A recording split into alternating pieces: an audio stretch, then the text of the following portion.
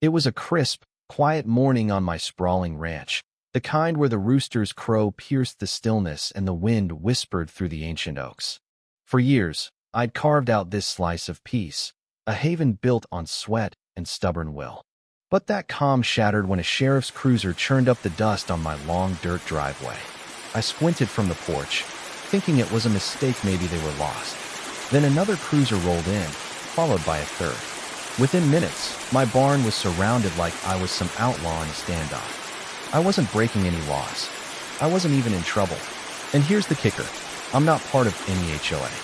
Yet, somehow, a nearby subdivision's HOA thought they could stretch their petty rules onto my land, miles beyond their gated community. The trouble started with complaints absurd ones.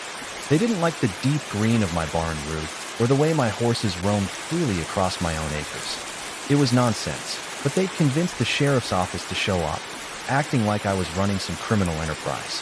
What they didn't know was who they were messing with. My name's Tom Harlan, and I've held this ranch for over 2 decades, private property far outside their reach. I don't back down, especially not to bullies hiding behind clipboards and bylaws. What began as a quiet morning spiraled into a battle over rights, boundaries, and the kind of freedom most folks only dream of. And trust me, they picked the wrong fight. As I stepped onto the porch, boots still caked from the morning feed, I faced the deputies head-on. "What's this about?" I asked, voice steady but sharp. The lead deputy, looking uneasy, fumbled with some paperwork, muttering about community compliance. I almost laughed. My ranch sits over a mile from their cookie-cutter neighborhood, separated by a creek, a barbed wire fence, and a no trespassing sign. I've never signed an HOA contract, never agreed to their rules about paint colors or lawn heights. But the deputy's nervous glance told me this wasn't random. Someone had orchestrated this, and I soon learned who. Lisa Bennett, a new HOA board member who'd moved into a house nearby and decided my ranch ruined her view. Lisa had been busy, filing complaints about my barn being an eyesore, claiming my livestock were too loud, even accusing me of tarnishing the community's image.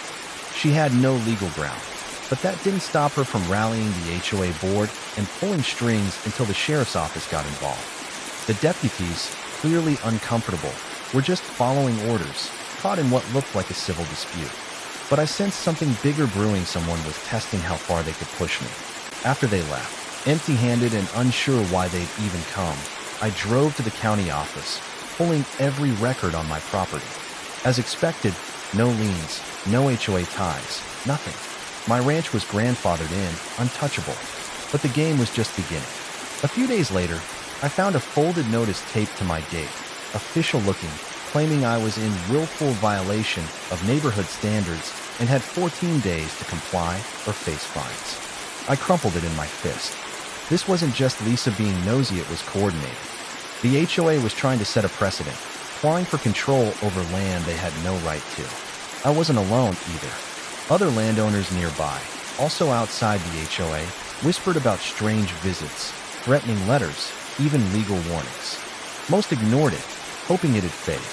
But it didn't. The HOA president filed a petition to annex surrounding land, including my ranch, into their oversight zoning, a move that would have stripped our independence without consent. While some neighbors caved, I wasn't about to let anyone dictate how I live on my own land.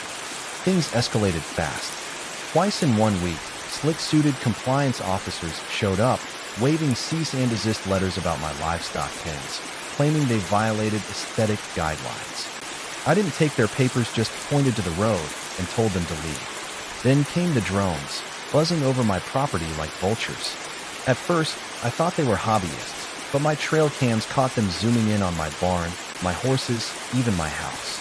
Someone was watching.